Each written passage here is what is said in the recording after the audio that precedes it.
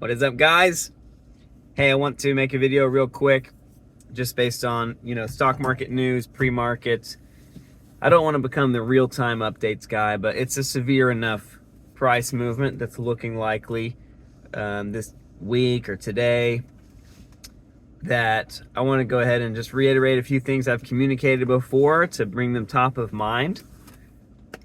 And there are several, so I'll try to make this easy to follow, but one of them, of course, is we're focused on individual companies, and the narratives that play within those companies are not intrinsically threatened based on macroeconomic events. And so from that perspective, if you find companies that you have a high conviction on that are at great price points, great valuations, that are supported even if we are in a bear market, the trajectory of the company is still safe and secure and bullish, then in that case, anytime you have a price correction on the downside, it is an awesome and exciting buying opportunity. Another thing I want to reiterate is that certainly I've continued to feel that we are in a, the cracks are widening, very much like a boom or bust type of plausible outcomes as it relates to the macroeconomic situation. And so I have structured your portfolio as best as I can to perform really well in either of those scenarios. And the scenario that we don't want is what I've called sideways trading.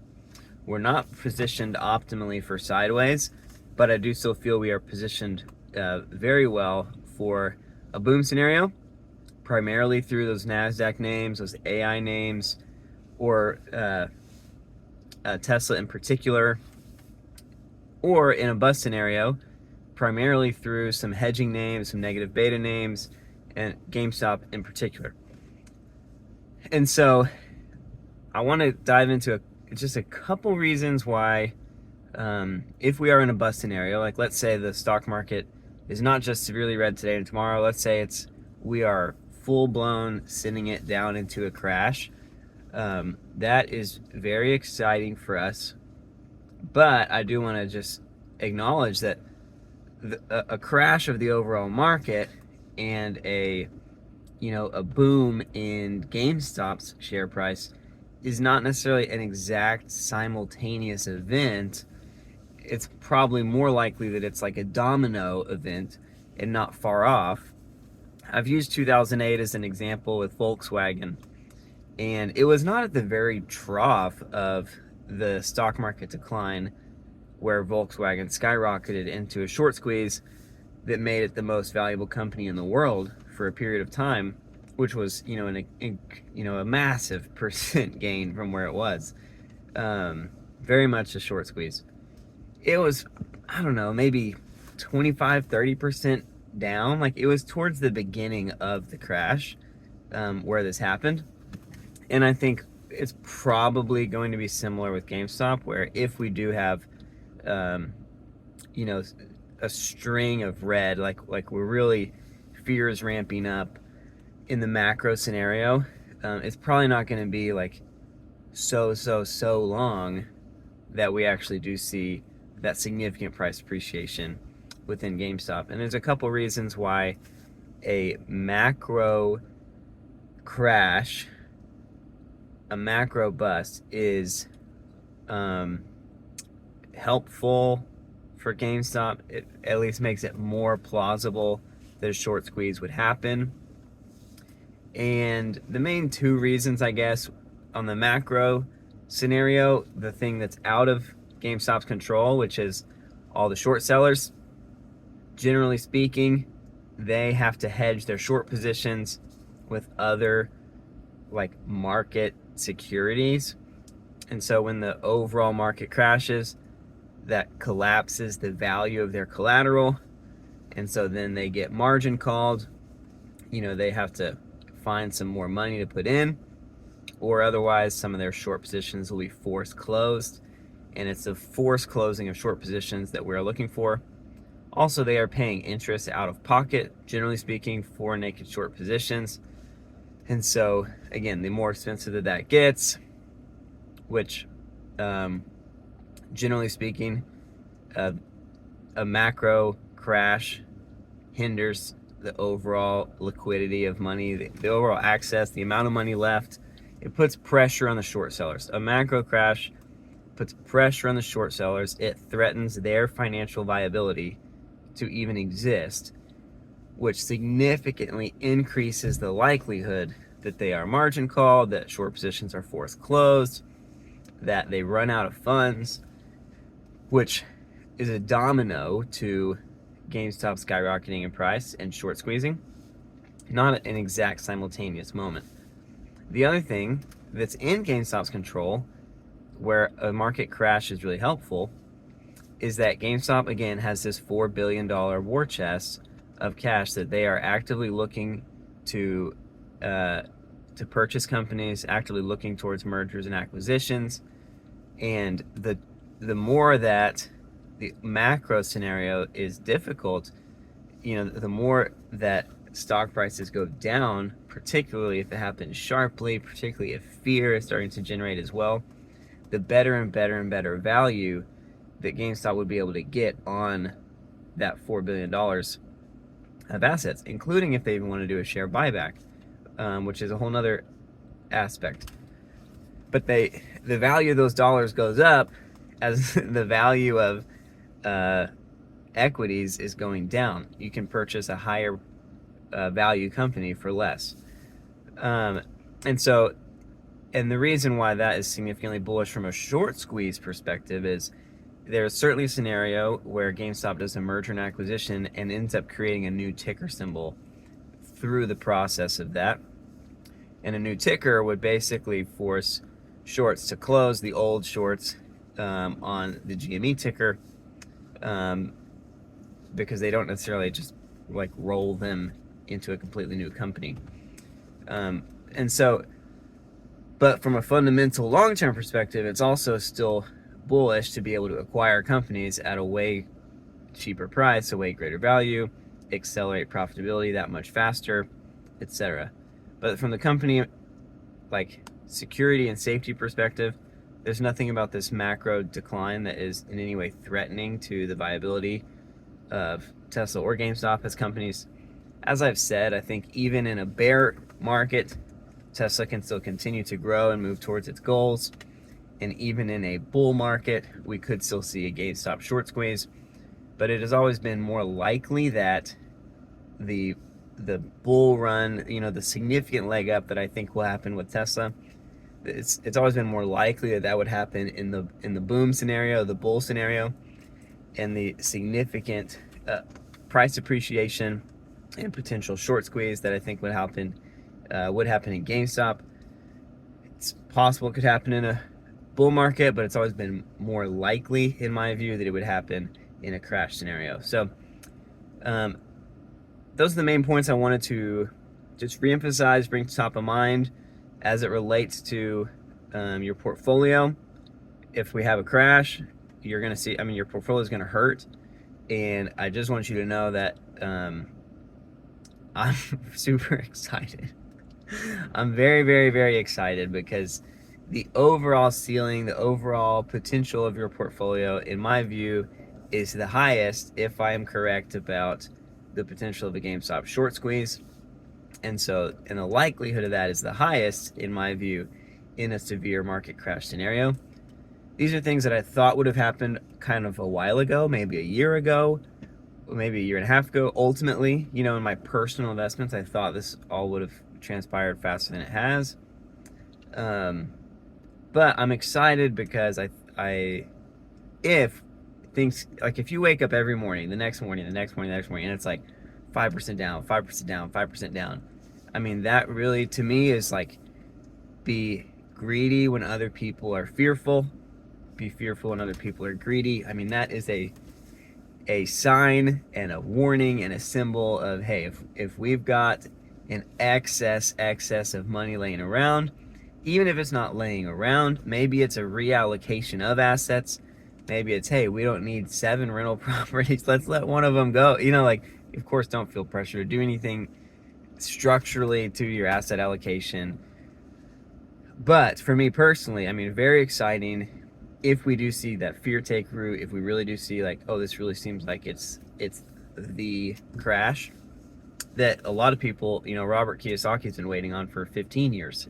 Every year he's been like, this is the year it's going down. And you never want to be on the doomsdayer side of life for a long period of time.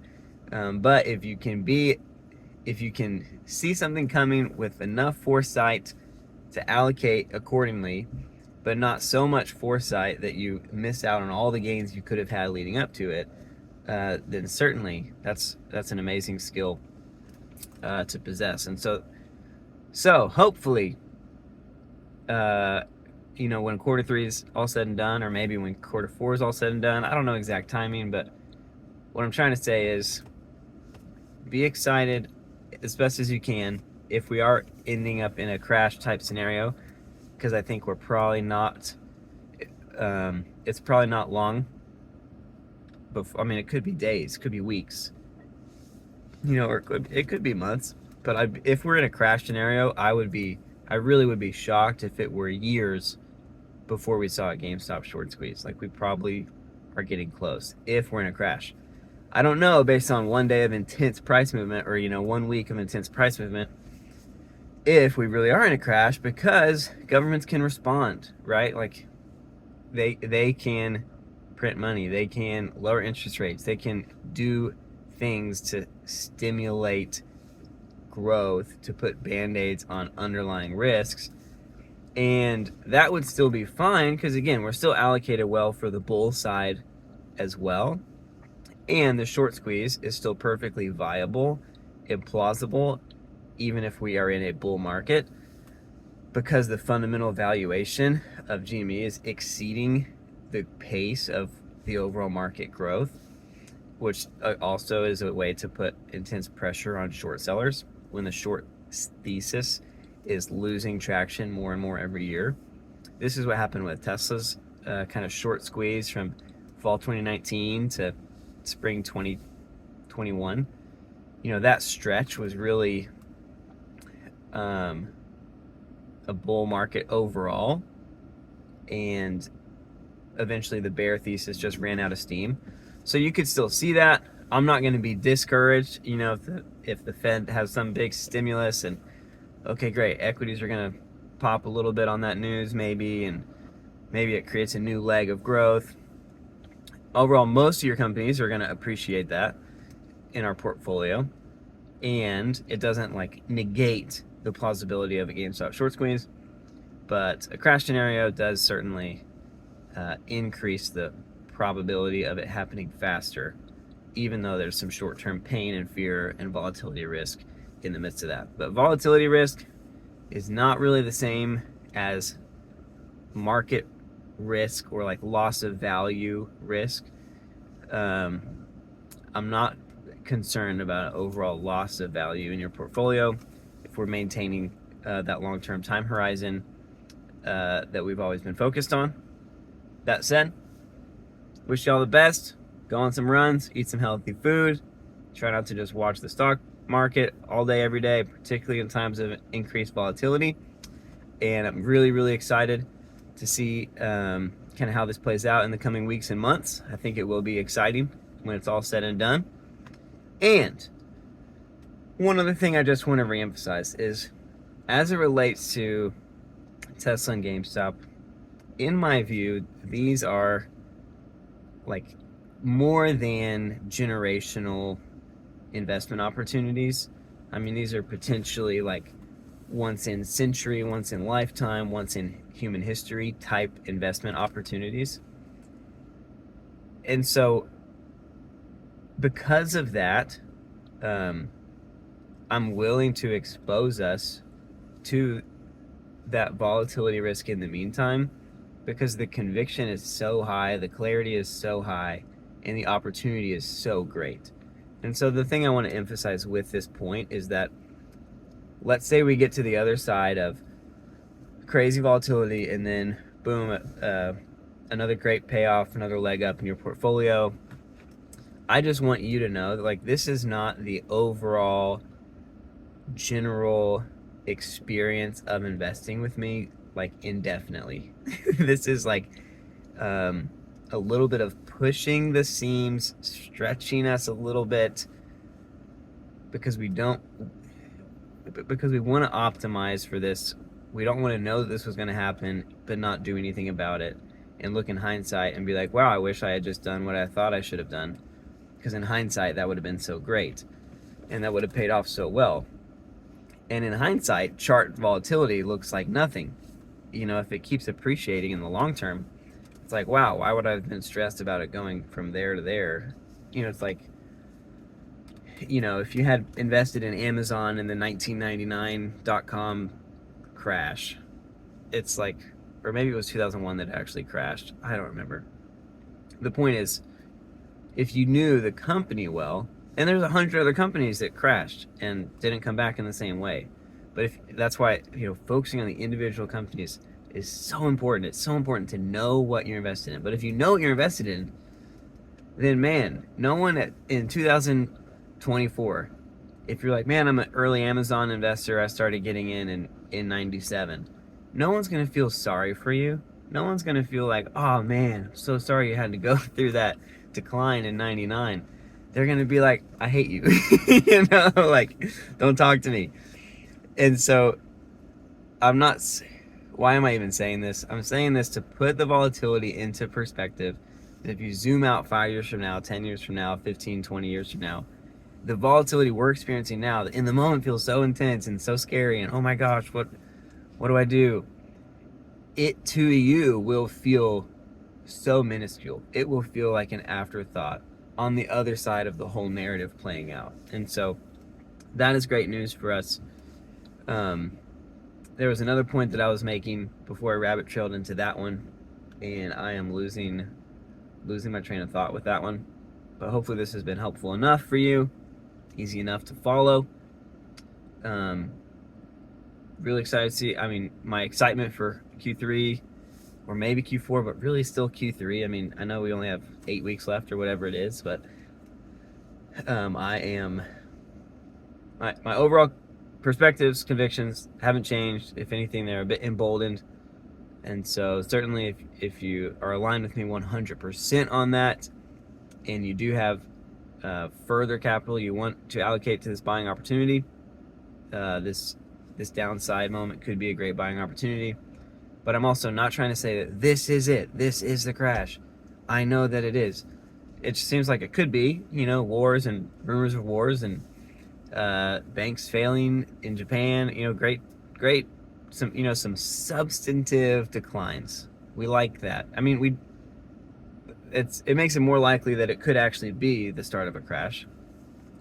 But again, so much could change, and the stock market could be up 20% a day from now. You know, like, it's volatility heightens in these periods of boom or bust. The cracks have been widening, and so the overall market is going to continue to be volatile until one of these narratives really wins the day. And either way, I think we're going to win the day. So thanks for riding with me, guys. Let me know if you have any questions. Feel free to shoot me emails.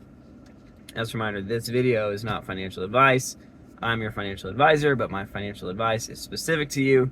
It's how I manage your portfolios. It's the conversations that I have with you specifically. And so feel free to reach out if you need any additional counsel. But hopefully this video is educational for you and maybe a little bit calming for you. And let's see what happens, guys. All right, talk to you soon.